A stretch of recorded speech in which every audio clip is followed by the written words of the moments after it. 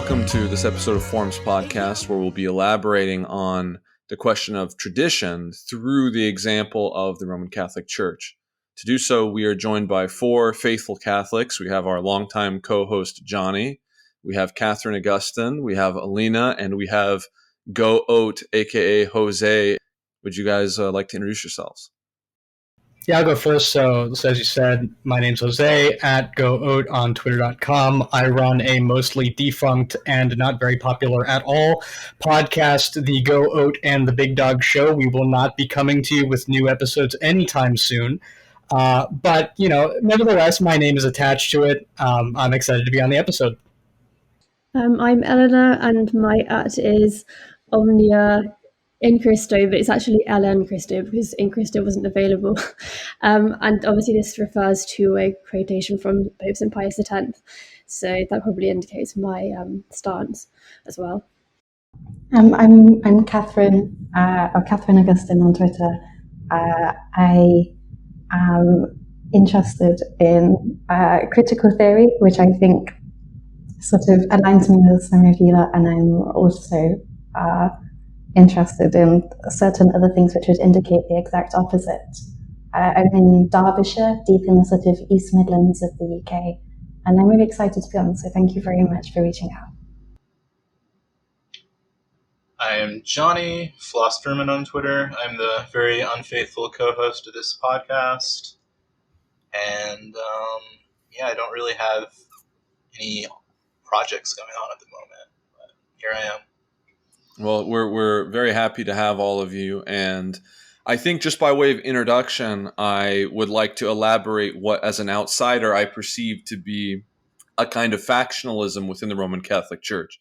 There have been a number of sort of news items recently, from various scandals and pertaining to particular prelates to this sort of general reaction to the Pope's recent pronouncements about the Latin Mass and other matters. As an outsider, it seems to me that we're standing 50 years on from the Second Vatican Council and what I will just refer to as the new liturgy that it promulgated. As someone living in France, I can tell you that secularization continues at pace. Catholicism seems to be in moderate decline. I don't want to overstate it, but I've seen a number of churches rather empty and visited mostly by German tourists lately. And as I look at it more broadly, I just see that there are a wide variety of perspectives, and I wonder to what degree we can say that these all belong to the same tradition, so to speak. And I think there's basically four different camps.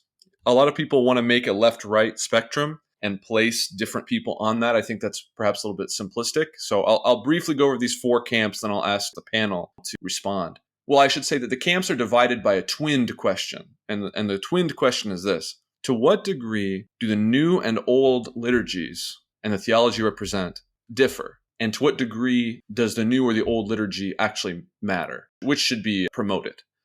So I could see, the sort of normie Catholic response as someone, this evokes to me men like Bishop Barron, who seem to think that the old and new liturgy are basically equivalent, and it doesn't really matter. The new is just as good as the old. There's, whatever floats your boat, it's not a big deal. Then you have people like a former Archbishop Lefebvre, who was very clear in his view that the theology of the two liturgies is different and that the new is vastly inferior to the old. Then you have men like what I perceive to be the position of Pope Emeritus Benedict XVI, who seem to take a kind of dialectical position where they say, well, there are some differences, but these differences aren't opposed. They're in a sort of dialectical synthesis where they're mutually reinforcing, and both need to be emphasized, both need to be preserved in order to have this kind of fructifying effect on one another and keep the church moving. And then you have the position of someone like a Pope Francis, who it seems to me, again, as an outsider, understands that the new and the old liturgy are different, and that the law of prayer is the law of faith, and that there are significant and meaningful differences, but that the reform is non-negotiable. That is, the new liturgy and the theology it represents must be pushed forward. If I can go out on a limb, it seems to me that he would say, Benedict, he had a good intention, but it didn't really pan out. We can't sacrifice the reform in the name of, being a broad church, to borrow a Church of England terminology. I don't know if this kind of makes sense as a division to any of you. From my personal perspective, I don't see how we can separate liturgy and theology. It seems like the two go together naturally. So that if one of us is praying according to a certain rubric and the other according to another rubric, there is a theological difference there. The question is, how substantive is that difference? And is it a matter of aesthetics? Is it a matter of style, et cetera, et cetera? But I think there is a real connection. And maybe, feel free to disagree on that presupposition, I suppose. But I guess I would maybe preface this saying I've never been someone who's really been heavily invested in any of the liturgical debates. And I remember, you would come across people who would talk about liturgical formation and like how important liturgy was to like your kind of Catholic formation and even just like your theological understanding of the faith. And I was always skeptical of that, and I didn't realize how deeply rooted some of these divisions were. That said, I guess I was wrong because it's coming up in pretty major ways. The breakdown that you did of the four camps kind of makes sense to me, but I'm not sure how Francis really plays into this because I don't think he really had a foundational disagreement with Benedict. I think he was someone who would also see this kind of dialectical synthesis. It was just there was this other concern that came to way more heavily, which was there was this genuine threat of schism in some of these very polarized communities. I visited some of these, and they really are these like very like feral instantiations of the Catholic faith that like just seem in opposition to anything that like a normal Catholic would be comfortable with. And we should probably say for the listeners that there exist essentially within Catholicism traditions Right. within the tradition. And the question is, to what degree do all of these traditions Right, so together? I think that is the main question, and what Pope Francis was trying to do is not to say, oh, there's anything wrong with the old rite, or the Novus Ordo is superior, and we need to press this reform as much as possible. It was more like this liturgy is more often than not being used as a cover for this kind of schismatic tendency within the church that needs to be addressed head on. And I personally don't think it was the best way to address it. It seems kind of like too much too late. But nevertheless, I think that was the concern more so than... I might respond by, encouraging us to zoom out a little bit and try to establish a distinction between theology with a capital T and theology with a lowercase t. And what I mean by that is that it's very easy in debates like this or discussions like this to end up with this very rigid notion of what constitutes theology, such that every detail of every theological disputation has to be reified and carved into stone, and we can't admit any plurality of opinion between those positions. I'll give you, just zooming out, I'll give you an example. Among the churches in the East that are in communion with Rome, there's no requirement that they say the Filioque in the Creed, and that's clearly an instance of the law of prayer sometimes generating a difference in the law of belief, right? There remains genuine theological diversity to an extent, at least among the faithful, if not among the episcopate, who have all sort of agreed as to a common understanding of those issues. You clearly see, I think, sometimes a bit of that schismatic and maybe heretical mentality that I would diagnose as a Latin chauvinist in those Eastern communities generated by that law of prayer. But we admit it anyway because we recognize that there's that higher principle of unity at work, and there's this capital T theology to which we all subscribe, and some amount of plurality and diversity in theological opinion that is in fact good to encourage within the church. And the reason that I say that is that one of the things that Francis notes in his accompanying letter for the motu proprio is that he says, and that maybe we can dispute this, but he says anyway, that all of the essential elements of the Roman Rite in the older books are preserved in the Reformed books. So I believe it's his position that, yes, there may be some theological elements with a lowercase t that are changed in the Reformed liturgy versus the older liturgy. We might talk about active participation in that context. But that nothing of the essentials has been changed, right? So I think that's how he sees his position anyway. Yeah, in terms of the categorizations, I would tend to agree. I think the Society of St. Pius X, for example, have responded by saying that Pope Francis's position is more logical and almost inevitable, because this cohabitation between the two couldn't go on forever. And I think it's exposed to some of the Pope Benedict the 16th types that it was inevitable that eventually it would come to I don't know, not explosion, but it'll have to come to an end. Yeah. Yeah, in some ways, Simorum was almost too clever, right? Because of that, it does envision that sort of dialectical relationship between the old form and the new form, and that, eventually, sometime in the future, there'd probably be one form, but with elements of both combined and strengths of both highlighted, or maybe even something totally different.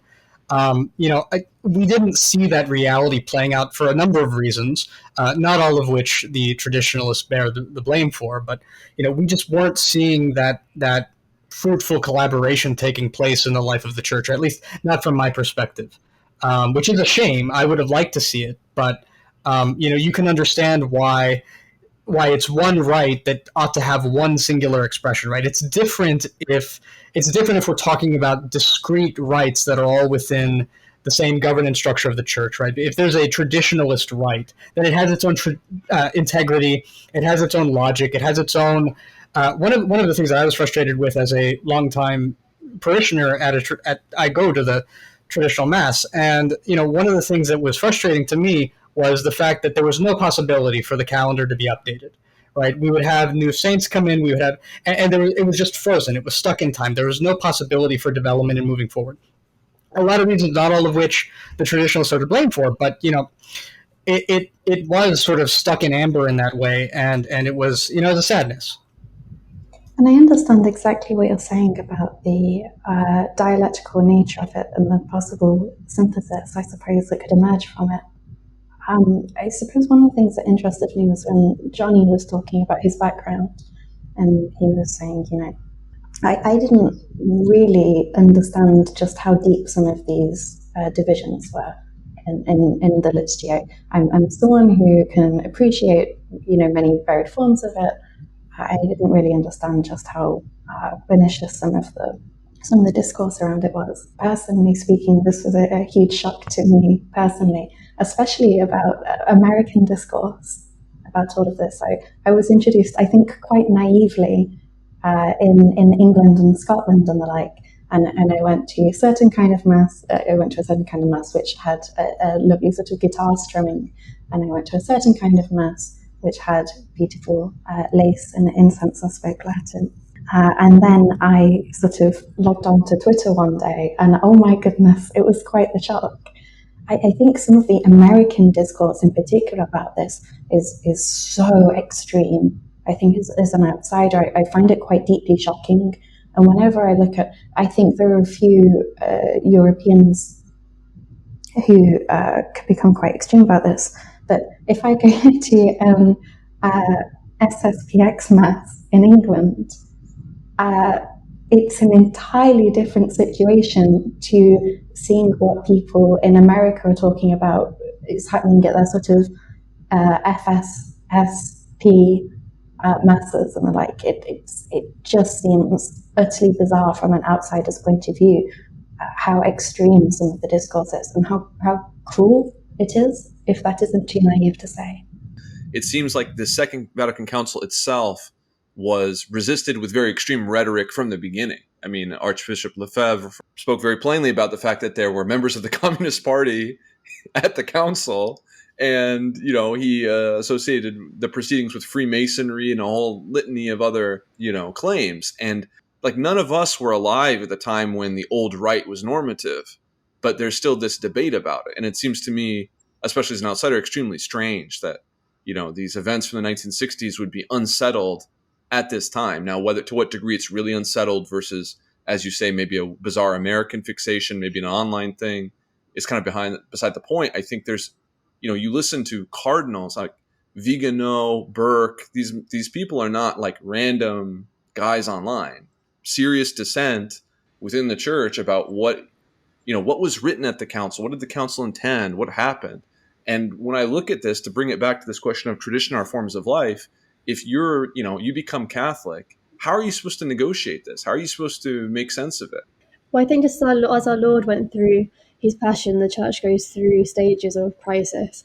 And to kind of expand on your point about there being communists or people who didn't have the church's best interests at heart at the council, I mean, there were people who fathered the council who spoke about it being a victory of the French Revolution in the church, and kind of so this continuation, this kind of preoccupation of traditionalists with this idea, I think, is inevitable because they do associate all of their revolutionary ideas with the council and the liturgy that reflects the desire to harmonize the church with the world.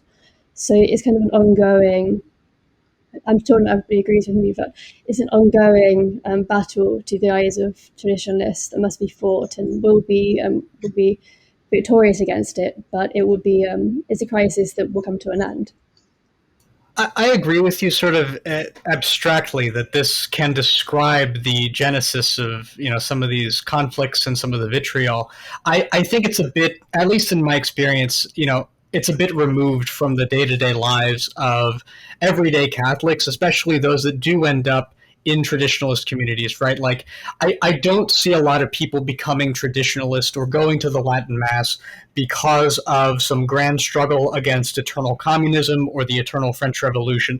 I agree that there's a lot of sort of general discourse motivated by a number of partisans of the council who want to interpret it in a decisive break with the past, as though we're creating a new church divorced from previous tradition, and then traditionalists who are responding to that. But I do want to give just a small apology for regular Catholics who are now confused and feeling a little bit unsettled, just simply because those aren't their motivations, right? They're not going to these parishes, they're not getting involved in these communities, I think, because of this grand ideological struggle.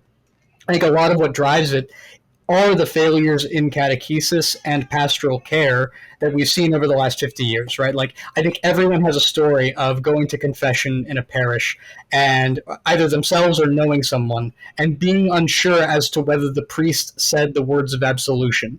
And then there's this anxiety that sets in where you're sort of replaying the memories in your brain over and over again. Did he say it? Did he not? Do I have to go back? Is it valid?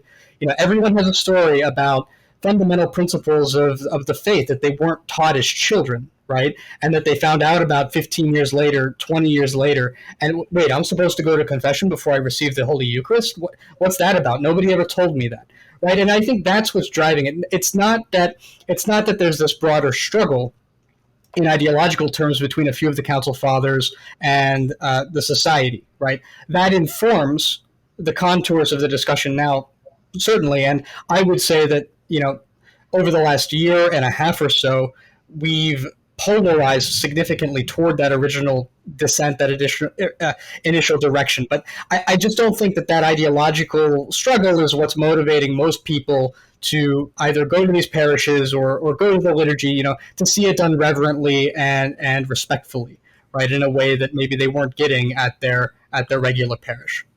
But isn't that also tied to this basic ideological question? I mean, I know you have to run soon, Jose, so excuse me for pressing you on this, but is it not the case that if the council made reforms, what was reformed? Was there not some kind of error beforehand? Can Catholics be in error? Can the church be in error? Can the church make a mistake? If we say that the liturgy today should be English, shouldn't it have been in English in 1920? I agree that it's an obvious question. Here's how I'll respond, right? Because you're pressing me on this.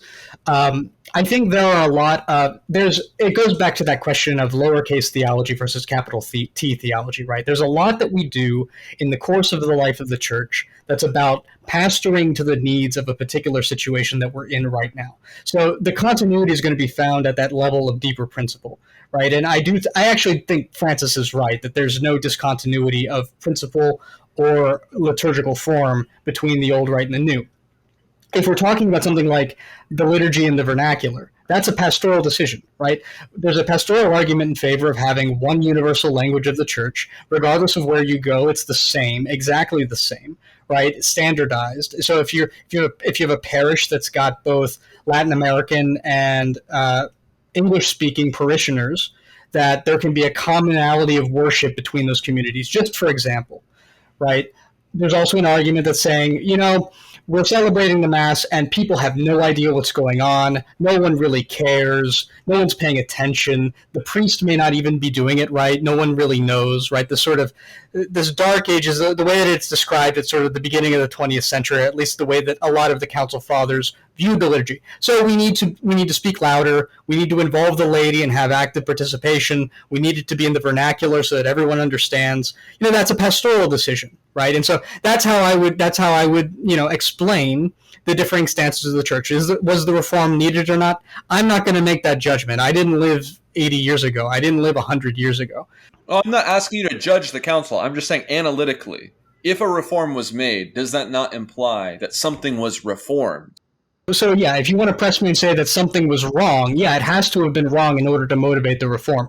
I'm just saying that the thing that was wrong was a wrongness in pastoral care, not this existential crisis of theological authority and the integrity of the faith. And so I think that it's true for a lot of the Council Fathers that there was, and in the same way for traditionalists, a desire not to accept the theological pastoral intent of the council. In the same way, there were a lot of partisans at the time of the council, and especially in the years after, that used this as leverage to try to create this space for a new church. Right? I do think that that's true, and they'll tell you as much in their writings. I think there was a lot of work done in the pontificates of John Paul II and Benedict XVI to create a kind of détente between those forces of rupture in both directions, right? Whether a rupture in favor of the tradition perceived or a rupture in favor of the new church perceived, right? And I think that to some extent what we're talking about here is the collapse of that détente, where the camps have to some extent radicalized once again. Some of the détente was unsustainable internally and is now, to the point about the motu proprio, right? Maybe the Summorum Pontificum dialectical relationship between the two forms of the Mass, maybe that was unsustainable, so it's collapsed and is going to be replaced by something new. But I do think that there's a more general issue, and that's not just related to liturgy, where that sort of peace is now broken. What do the rest of you make of that? I agree entirely with Jose's point about the fact that we all know, every single one of us has stories about people that have received really quite a poor basic understanding, or a poor understanding of the most basic elements of Catholicism. Including something as basic as the real presence. I find that shocking when you look at the statistics and the like of how educated supposedly practicing Catholics are on when they should go to confession, what the Eucharist is, the absolute most basic sort of components of our faith. And I agree entirely that one of the things which pushes sincerely devout, perfectly lovely, good-hearted people, why they end up going to fundamentally beautiful and devout traditional Latin Mass. And I think it's deeply unfortunate that these people are tarred with the same brush as some of the sort of extremists that we see, obviously.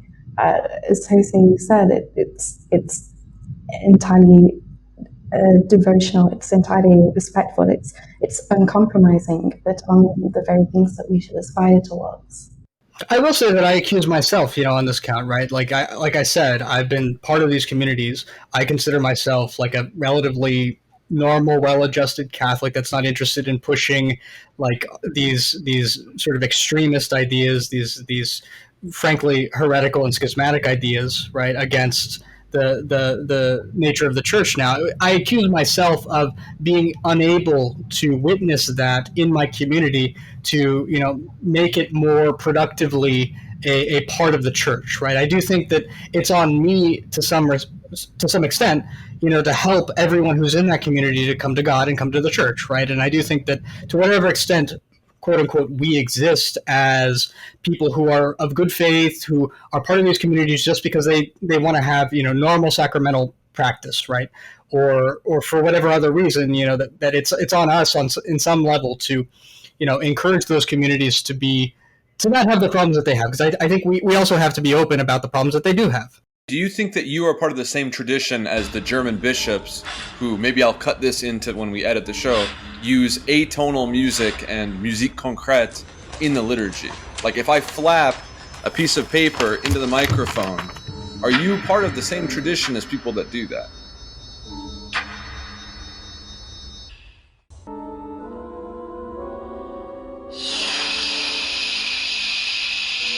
It's not just a matter of, that it's aesthetically gauche. It's also like, they believe things about the human sexuality, et cetera, that are not at all traditional.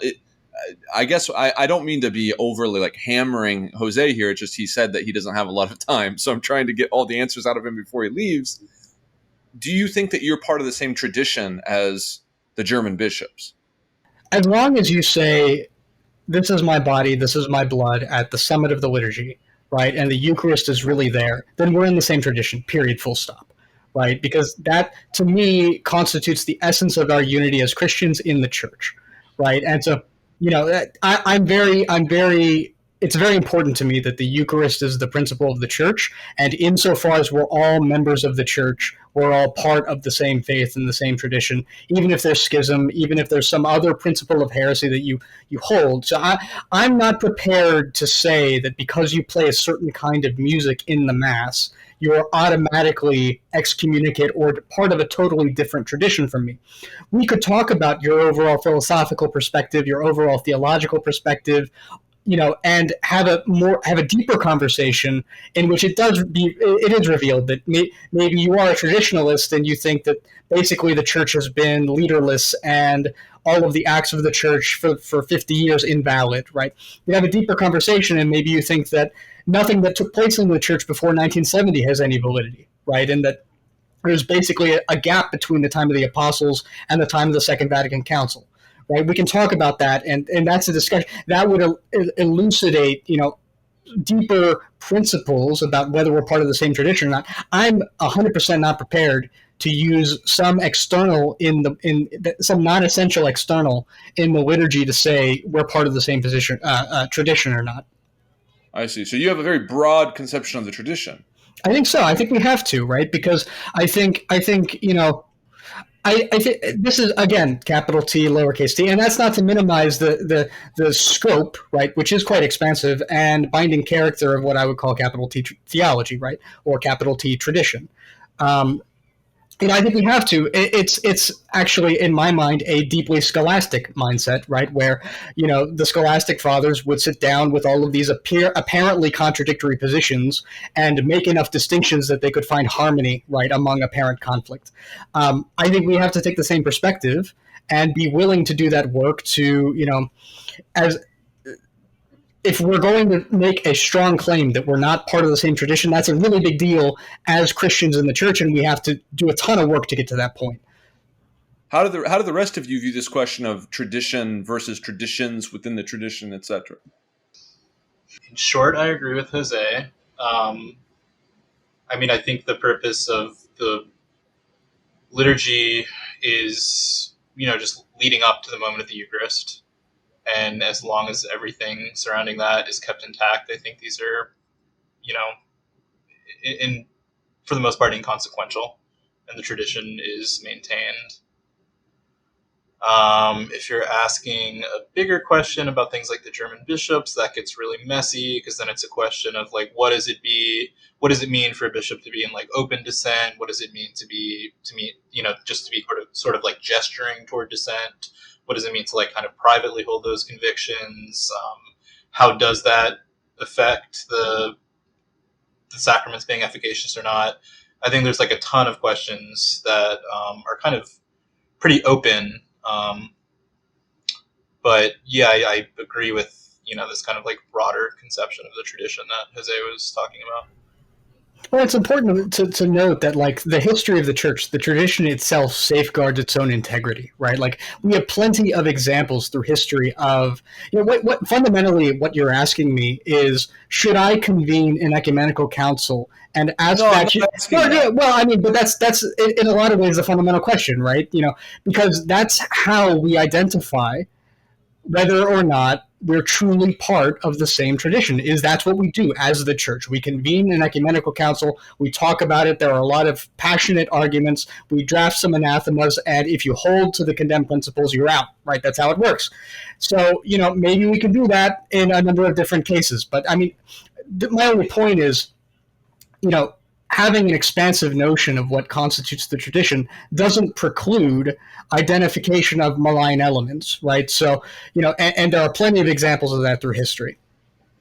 Yeah, I'd say also the Second Vatican Council was difficult to really separate yourself from one another with, because as a pastoral council, it didn't issue any anathemas, so it's difficult to say who is part of what church and who is not. But I would say that there is an element of misunderstanding of development of doctrine. I think Newman gets misunderstood and misquoted quite a lot by a lot of the modernists or quasi-modernists who assume that they are in continuity with the tradition, and they're just harmonizing with the world, and that's perfectly compatible with development of doctrine.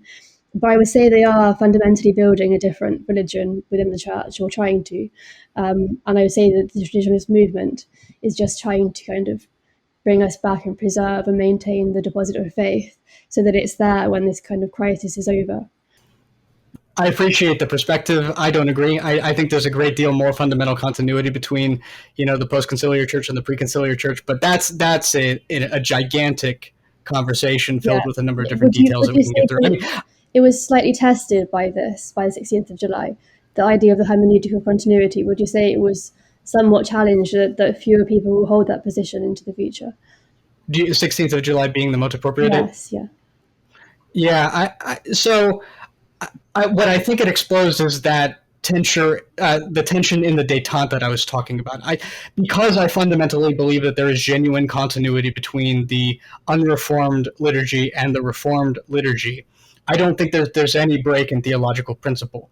What broke was an uneasy peace between, basically two forms of the same rite, which really shouldn't exist at all. I mean, if we wanted to have a traditionalist rite, that's one thing, but having two different forms of the same rite is not exactly a stable long-term solution. It was always I think meant to and inevitably would resolve into a single form at some point. So that's how I would interpret those events. I would agree with you descriptively that there are a number of people, partisans of the council, and people still within the church that want to create what you would characterize as a new religion, using the opening of a supposedly pastoral council to, create maybe a humanistic religion or whatever we want to call it. And again, that was people were pretty open about that at the time. I just don't think that that's a correct view of the council and its developments and its subsequent sort of authoritative interpretation through JP2 and Benedict. But I recognize that this is obviously an area of significant disagreement that powers a lot of the sort of differences in reaction that we've seen in some of the camps that Henry started the podcast with, describing. Would you all agree that tradition always involves a kind of a treason? Or is that not something that you would all accept? A tradition involves a kind of treason? Yeah. What do you mean by that? Well, this is something I picked up in my French education. It doesn't translate properly into English when I speak it. I'm sorry, but they're very close in French, and or maybe it's more of a Latinism. I don't know. But the idea is that every generation has to reinterpret and repronounce and represent and rethink what they've inherited. And there's no way to have a pure continuity from 0 AD to 10,000 AD. Material conditions change. History happens. We're in a different context. We're in a different situation. Every translation, you gain and lose allusions, meaning, etc., etc. And I wonder that I feel like Jose is making a very strong statement, and I respect it. But I wonder if because I'm not here to judge a council, right?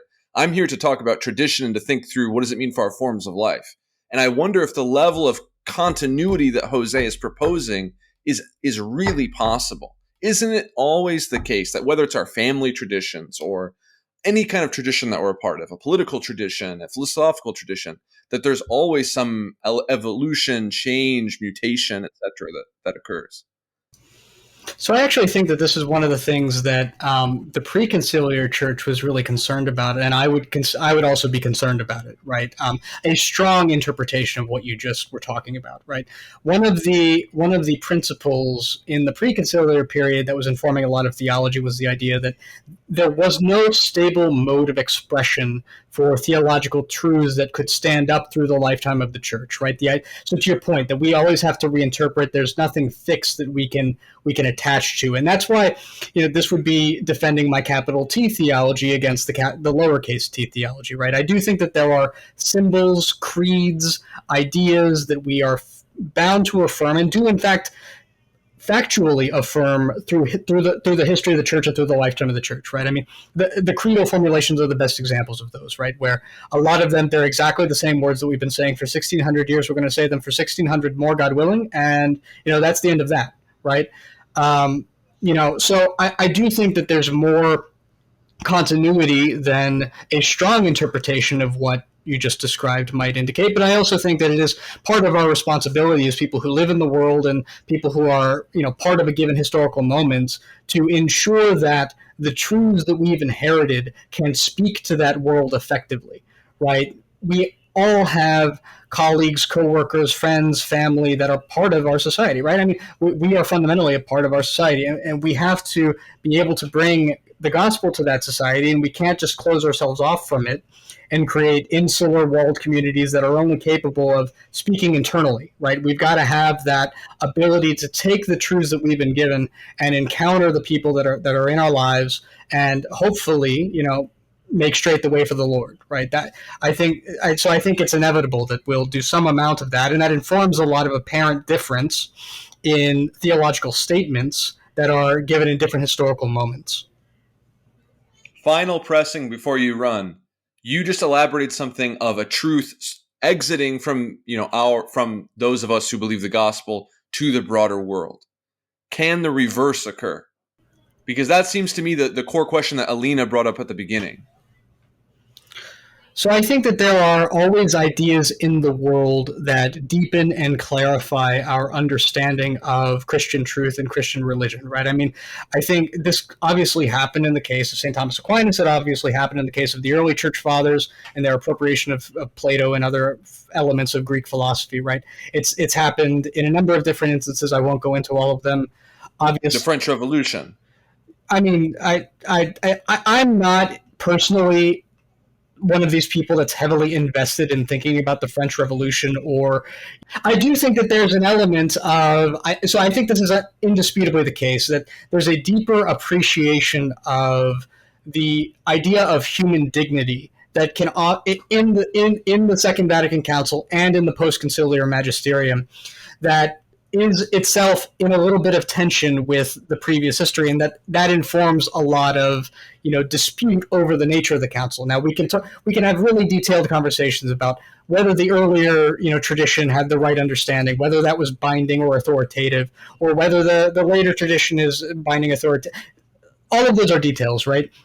But I mean, I would say just fundamentally, as a matter of intellectual openness to the world, I do think that there are constantly ideas that people who are not Christians come up with, because we're all humans at the end of the day, and we all have access to the same realities, the same social situations, the same political situations, whatever they are, and everyone's thinking about them, not just Christians, and a lot of truth is not specifically Christian, right? We have our deposit of faith that has to do with matters of revelation, but it doesn't tell us, what capitalism is. It doesn't tell us what the nature of the atom is. It doesn't even tell us what, basic metaphysics is, right? I mean, everyone could do basic metaphysics before Christian revelation, or at least that's my opinion. There are people who disagree with that. Well, you're going to have to come back on a later episode of Forms and defend that thesis. But we greatly appreciate your time, Jose. Thank you. I appreciate you having me. I look forward to hearing the rest of the conversation. So now that Jose is over and done with, I would be interested actually in Alina, because I brought you up specifically, what you make of those same questions I posed to Jose. Any questions in particular? Well, this question about tradition and treason, and did the French Revolution fundamentally reveal things that the church needed to hear, etc. Well, no, I would say no. The French Revolution didn't reveal things that the church needed to hear, but I would say that God does allow for Felix Corpus and for these kind of happy falls moments whereby He allowed this to happen to the church, and by St. Paul talks about the fact that by heresies within the church, modernism being the synthesis of all heresies, we know right from wrong, and we know the truth from error, and it edifies us and it helps us. I'm not quite sure I understood your point about treason, though. For example, let's say we have a sacred text. Let's say we have the book of Genesis, right? And let's say we're all Jews and we're all reading the text. Generation after generation, our context and situation as readers changes. And so the reading, every time we come to the text, generation to generation, it's not precisely the same. And how we explain the text is not the same, even if, by miracle, the text remains preserved, intact, whatever. So it's not a question of the text being necessarily manipulated or something like that. It's just a matter of, as a matter of fact, every time, baseball, right, over time changes. Any sport, any game, any kind of social activity over time changes. But there's still this sense in that, even with all the changes to the rules, basketball is still basketball, right? Yeah. Football is still football. And how do we relate to that? And I think this is, we're all Christians speaking on this, but people might be listening that are atheist or whatever else, and trying to find some kind of form of life to attach themselves to, or some kind of tradition to live out. And I think this would apply. I mean, look at modern, like, liberal secular Buddhism, right? Is that really Buddhism? You know what I mean? Is Sam Harris really a Buddhist or not? I don't know. It's a question that I'm asking you all because I think you kind of have interesting, different perspectives. So, if I may, I think something sort of interesting here, obviously, is that we have this idea that we never step in the same river twice, right? The natural world changes, and the world around us changes entirely. So, like you say, a really silly example, but I was watching the 1996 World Cup. They showed it before we crashed out of the finals. And the style of football that they played was entirely different. Even down to the ball itself, which looked more like a kind of huge sack of lead that these sort of 40-year-old blokes were thumping around. And it was just completely unrecognizable from this sort of lovely, glossy, very metropolitan idea of football we have today. I would agree with you entirely that there is very, very little in the world which is eternal and which remains as it is. I would disagree with you ultimately, though, because I would say that if there is one thing which is eternal and unchanging, it's the truth, right? And I would say that the church exists for this exact reason, in that I understand exactly what you're going to say. You're going to say, Catherine, aren't there sort of differences within the church? Don't people interpret things differently? You use the example of sort of religious texts explicitly. What I would say is, yes, it's entirely natural for us to be able to interpret things or to interpret things differently over time. But that's why we need the church. That's why we need the hierarchy. That's why we need a sort of eternal, uncompromising truth. Right. I think being Catholic just means you have to have a kind of faith, however naive it is, in continuity, because just the fact of it existing as the same institution implies that continuity already, and the only thing that would truly be a rupture would be to form another church altogether. So, I sympathize with slightly more liberal interpretations of, the Second Vatican Council that will frame things as being like development of doctrine. I think there's truth to that, but there's still always going to be a fundamental continuity. And I think if there wasn't a fundamental continuity, we would see something quite apocalyptic happen that we haven't seen. All of this would mean nothing. If there was all of this would mean nothing. Yeah. If there was ultimately no core eternal truth. But that's not what we're talking about. We're talking about tradition being treason. It doesn't mean a rupture and continuity of tradition doesn't mean that the eternal truth has necessarily changed, right? I would actually like to kick this back to Alina, because I think actually, ironically, Alina and I are the people that are agreeing the most in that we both see the hierarchy, the institution of the church, as the agent of change. Like, it just seems to me, reading the documents, that the church intended a kind of a change.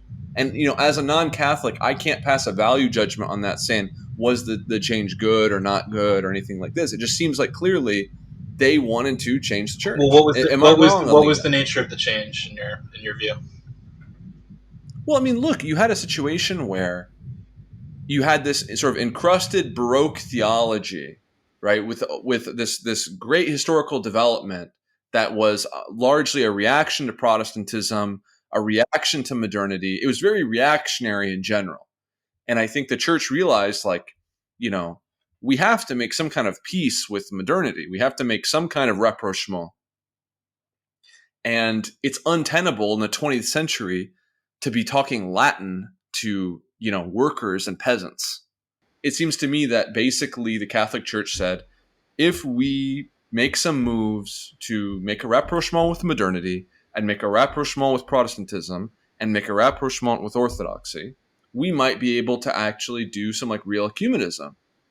That's my basic reading. But again, I'm not an expert. I'm not even Catholic, so I'm just here to ask questions. And I think Alina actually has the hot take ready to go. On which particular, I'm not sure which particular part to respond to. Like I think your take from earlier was that the institutional church did a rupture.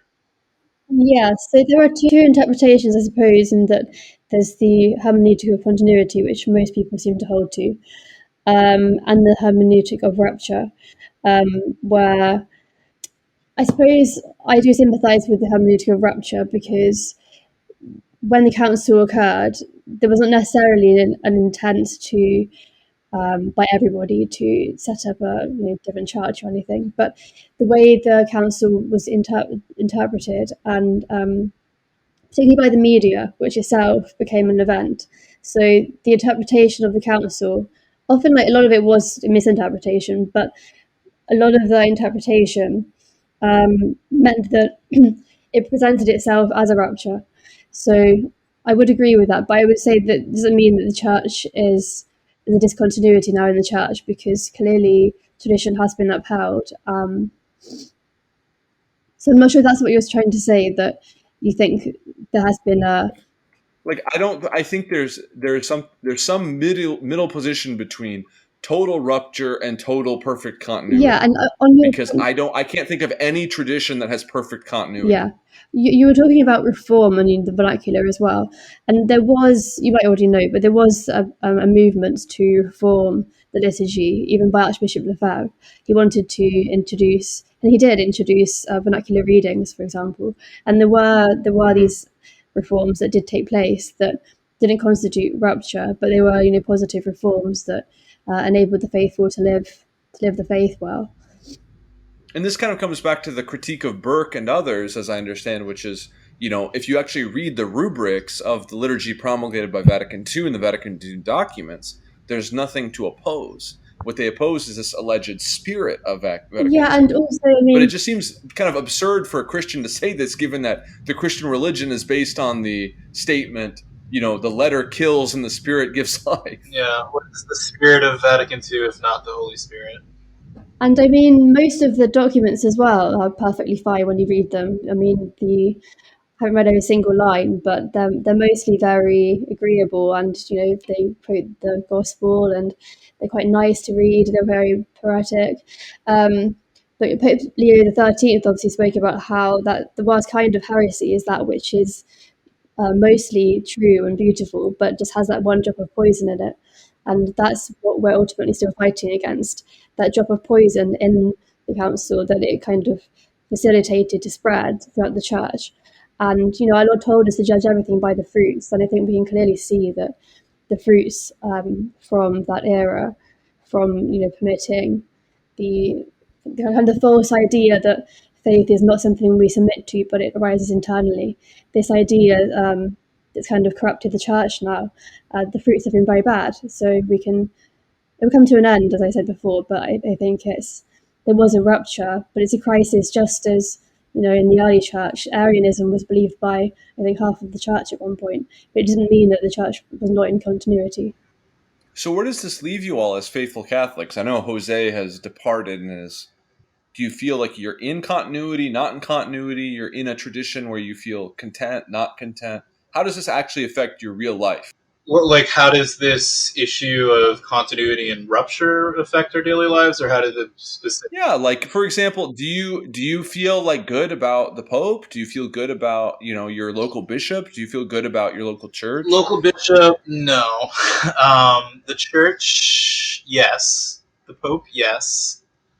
As for what we were talking about initially, I think maybe the optimistic read on this is that it will have positive effects, because it'll ultimately be like a synthesis of what's good about these more traditional communities and what's good about your normie parish or whatever, in the sense that, like, they'll be integrated in such a way that maybe you'll have more of a focus on formation. You'll have less of these like really crucial doctrinal things that are often glossed over.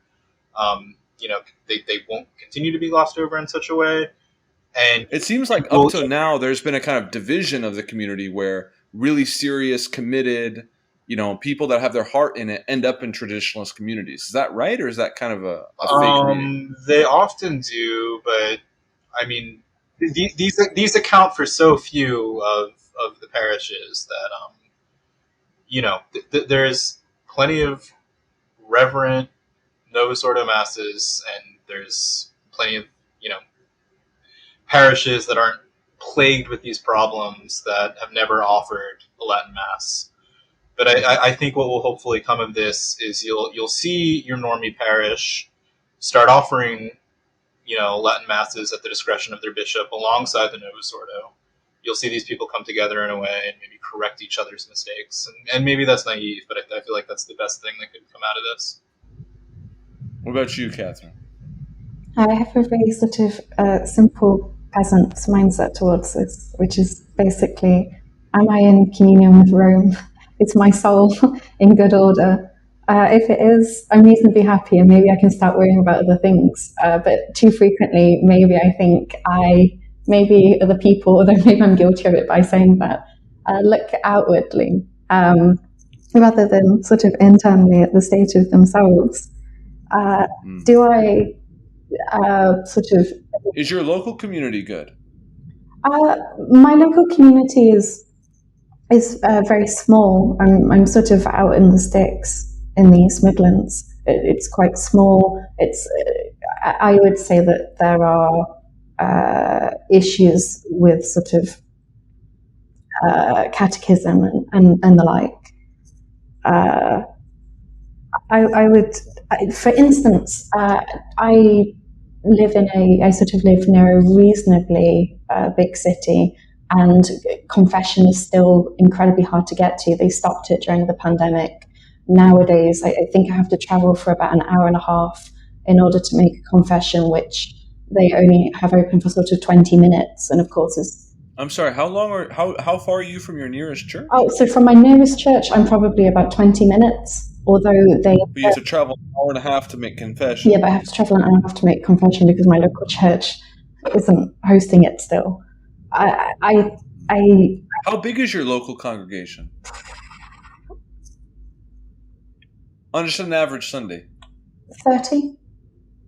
Okay. All receiving, which obviously when you think about the last time they probably went to confession, it's as concerning. I mean, I went to liturgies during COVID that were basically clandestine, where there were 4 people, 2 priests, and 2 lay people. It's very holy. So I understand the small church vibe. Yeah, exactly. It's very holy.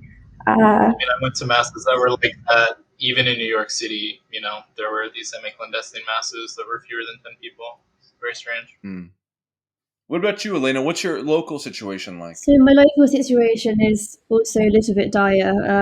I mean, the people that go there are very lovely, but I mean, I haven't been able to go there because I think... You attend an SSPX chapel? Yeah, that's not locally. My local place has not been offering mass for more than a year. So they only said it, I think, once a month on a Saturday because they have a shortage of priests, and they've also made it quite difficult for the local people to attend the church in neighbouring towns as well. So it's a bit of a dire situation here.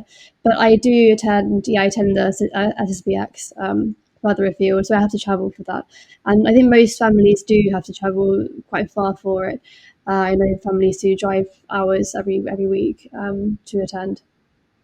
I feel quite well cared for and well shepherded. I think I was first driven to their chapels because they are such good shepherds. I feel would lay down their lives for the flock, and the parishioners are very charitable and holy, and they all inspire me, my faith, and that's the main. I suppose it was pastoral reason initially that I first started attending their chapels.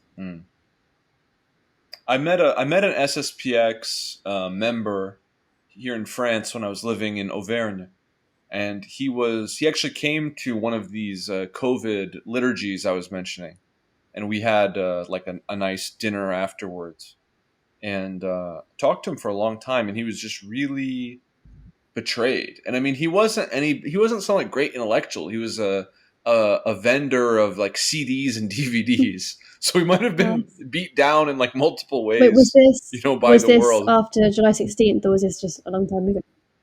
No, this was in like 2020 actually. Yeah.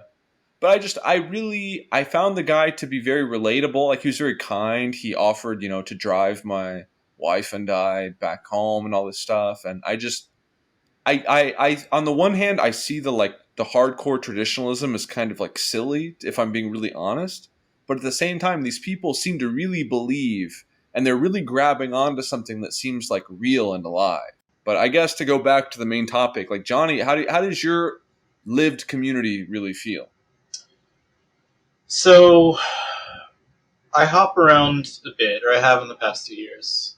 And I guess the parish that is actually in my jurisdiction or whatever, in Ridgewood, Bushwick border, is like a Latin American church. It's always very full, Novus Ordo, good vibes, feel totally fine with it.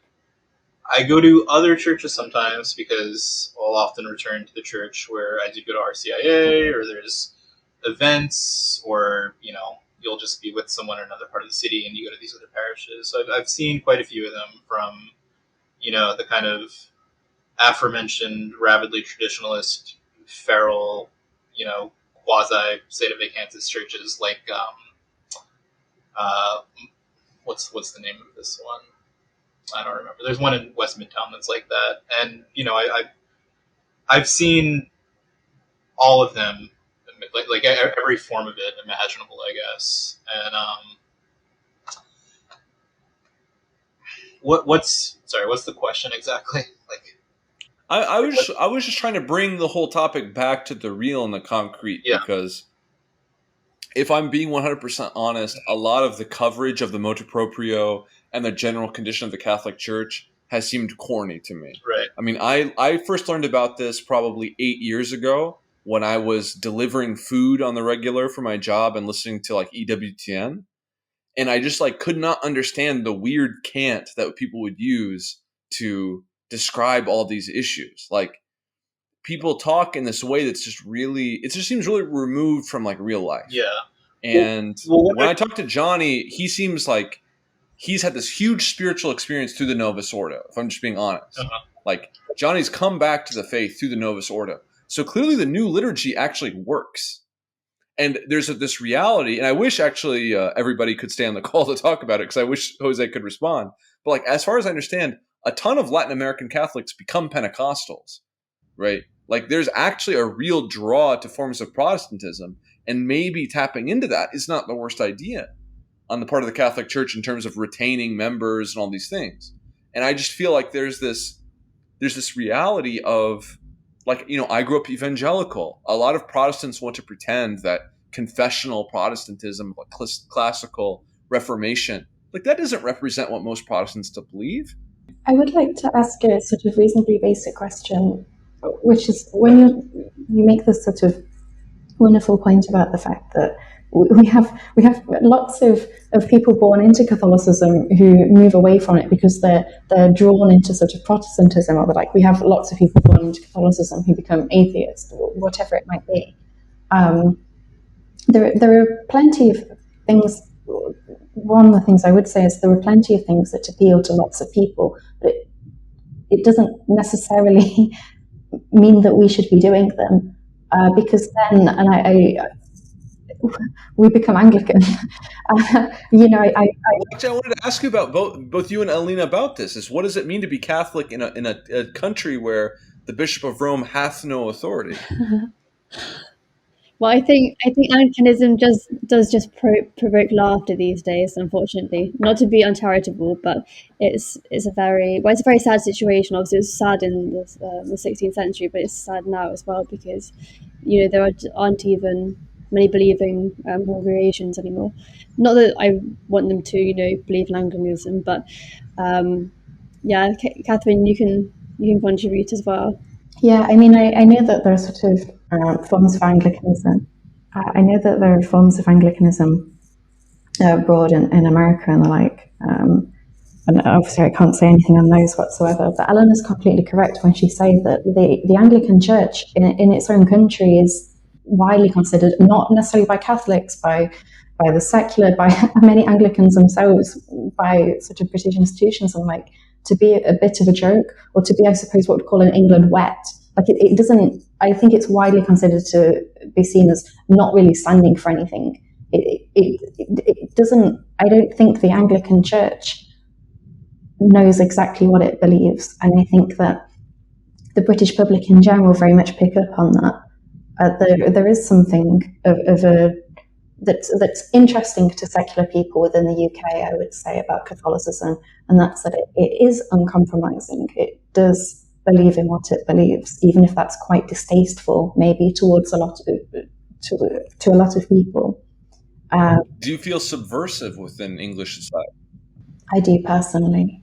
I do, by being a devout Catholic. And Elena? I think it's quite shocking. Yeah, I think definitely, just not in the way that a couple of centuries ago we would have felt, because we would have felt subversive against the established religion, which nobody really talks about the Bishop of Rome having no jurisdiction anymore. You find very few people who would take that view and persecute you with that view. So I mean, I suppose it really is quite similar to how it is elsewhere in the world now. In the US, I think the UK is quite Americanized now. Yeah, I find myself in this strange position being in France, where Muslims in particular are under the thumb of the government with ever increasing, draconian measures targeted at them. And some of my best friends, like, the best men at my wedding were Muslims. And I think there's just something about actually holding to some kind of real living tradition that makes us subversive within the liberal world order, And that's kind of why this whole question of divisions within the Catholic Church is interesting, because Catholicism has been viewed as subversive in the Anglophone world for centuries, I mean, even Biden, there's this question of, is he really Catholic or not? To kind of expand on that point, obviously, even JFK and the like, obviously, when he came in, there was a lot of questions about not necessarily whether he was actually Catholic or not, but whether he was ultimately loyal to America or to the Pope. I remember seeing lots of propaganda about if it's America's duty to go to war with Russia and a communist Pope tells him not to, then our nation's security is kind of in peril. I think it's really interesting what you're saying about Muslims, because obviously the UK has quite a large Muslim population, and it really is I think in a country where there aren't that many Catholics, and in which Anglicanism really is seen as I said before, really quite wet and not necessarily standing for very much. I really do think that Islam is seen within the UK as, in many ways, the kind of the few people who do really sort of believe in anything that isn't just secular liberalism. I'm quite interested in Islamic theology, We should have you, Elena, Sebastian Milbank, and Esme Partridge come I on was going to for say a we need to get Mega Esme Partridge England on here to episode. talk about this. Oh, and we Yes. might meet her for a Neoplatonist dinner soon, which Yeah, kind of I think we're going out for lunch on Sunday. it reinforces your point about people who believe things actually coming together. Yes, absolutely. But no, you're exactly correct. Within Europe, who is it that is the sort of people that are actually seen as believing in anything anymore? I would say by far it tends to be the Muslims. Mm-hmm. And on Catherine's point about JFK, it just reminded me of what happened recently here in the UK, which was our Prime Minister supposedly being a Catholic now. And it's just very interesting that didn't really provoke much response. I mean, it provoked a couple of days of discourse, but there was no, even 10 years ago, there would have been a bit of Is he actually Catholic or not? I'm it still not seems to clear be on the that. case, but it would compromise his ability, obviously, to appoint bishops. And I think in the past there would have been some uproar and protest about it. But I always say the religion of the UK now is indifferentism, and this really does emphasise that, I think. And Elena makes a really good point. I mean, I remember when partially most of this is just due to him being Tony Blair, right? But I remember that when Tony Blair left office, and he was obviously deeply unpopular anyway, and he said, "Oh, and by the way, I'm Catholic." It's this huge kind of uproar. It didn't do much for the Catholic PR effort in the UK. But there was this huge uproar and controversy at the time, which Boris Johnson, who I really don't mean to sort of be particularly cruel or anything, but I don't think Boris Johnson has lived a life in which most people would consider sort of Catholic, in which most people would consider particularly devout, at least superficially. I mean, to go back to this question of JFK, I'm an American, I'm not Catholic. I would follow the Holy Father any day before Washington. Oh, yeah. I think that's any day of the week. Thing. I love Pope Francis. Mm-hmm. When Pope Francis spoke to that little boy about his father who is the atheist, I just weep every time I watch that. I really believe, I really do love Francis. And I think that people, what can I say? I mean, I have no, I guess this is the thing is for me as a Christian, you have to be subversive within your society. We have no earthly city, following Chrysostom. This is not our home, fundamentally. And I think that's part of this big debate about modernism and traditionalism that gets me kind of tripped up is I can kind of see both sides because I see the modernists wanting to get rid of some of the barnacles and the kind of absurd, to be honest, to me, for people going to Latin Mass, I understand they follow along in their book or whatever. It just seems to me to be crazy. You don't speak Latin. You really don't. You're not going around writing letters in Latin. You're not talking Latin to anybody. This is not the 15th century. But that doesn't matter. And that's not the goal. But the fact of the matter is, it's to me that I'm just saying personally. To me, it seems a little bit fake. Yeah, I think right? And I'm somebody that's been attending liturgy in a foreign language for years. I understand intimately how difficult it is, right? Why does it feel fake? I mean, it feels fake because you don't understand the language, or no, because it's a real pain in the ass to try to pray in a foreign language. Right. It really is. It's really difficult. I don't think that's what's expected of you necessarily. But what are you doing if you're not praying in church? You can pray in church. You can pray. I think you can pray. The whole point of the church service is prayer. Right. I mean, you understand what's happening at the key moments, and you can silently pray throughout it. I mean, I never got big into Latin Mass, but when I did go to Latin Mass, I would go to the low masses that were just very, very quiet, very contemplative, and of course, I don't know any Latin, but nevertheless, those were some of the most spiritually enriching experiences for me, because I mean, it's almost like a combination of adoration in the Mass. You have a very different approach to it, and I think both things are valid and have their place. I really don't have hard lines about any of this stuff, but no one would say that you can't pray internally while a Latin Mass is being celebrated. It's very much encouraged, and I think it's the idea that in the silence as well, because a lot of it is also whispered, so you can't even hear it. But in the silence as well, that's when you're forced to reckon with yourself and to examine yourself and to grow in holiness. I think that's really what we're missing, in not to be a huge cliche here, but what the West is missing is silence. So that's part of the beauty of it, and I think also the concern about the Latin is also reflective of this kind of anthropocentric spin in the modern age, where we're kind of talking about how the liturgy affects us and which liturgy we prefer. And while that does matter to an extent, it's ultimately about the worship and the sacrifice that we offer to God. So it's really about how we are going there to worship God and to participate in prayer and worship towards Him, rather than kind of what words we're knowing and not knowing and how we're feeling about it, kind of thing. But isn't the Latin itself individualist, as you've just announced it? Individualist in what way? In that you're going in the silence, you're praying. Yeah, I'm saying we're nurtured by it. If you want to pray silently, you retreat into the wilderness to pray silently. We're nurtured by it and we're nourished by it. If you go to church to pray collectively, and if you cannot, like the thing that's weird to me about the Latin is that nobody actually speaks it. Like I know maybe 3 people that really speak Latin. You know, like they really actually speak, like they could just start podcasting in Latin.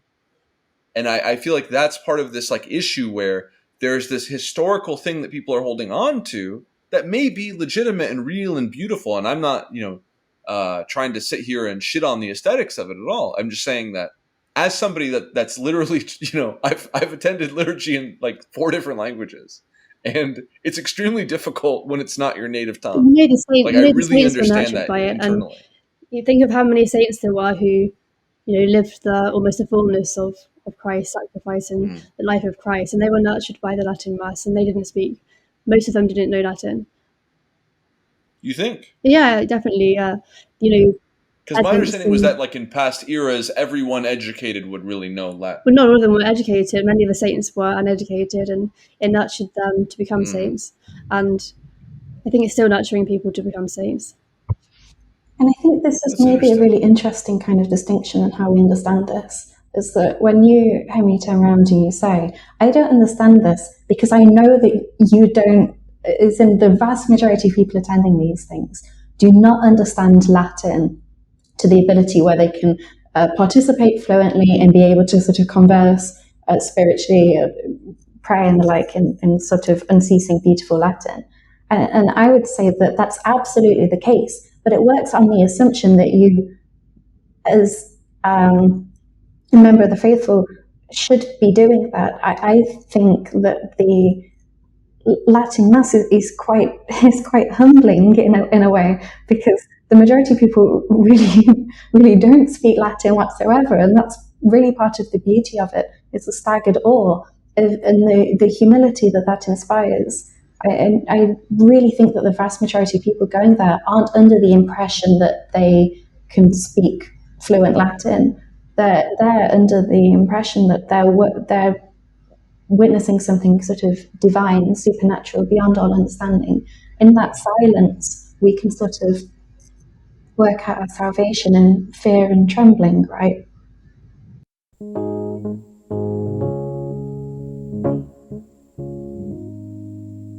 My soul was lost, trouble was mine, reached out for strength, nothing to find. You took my heart,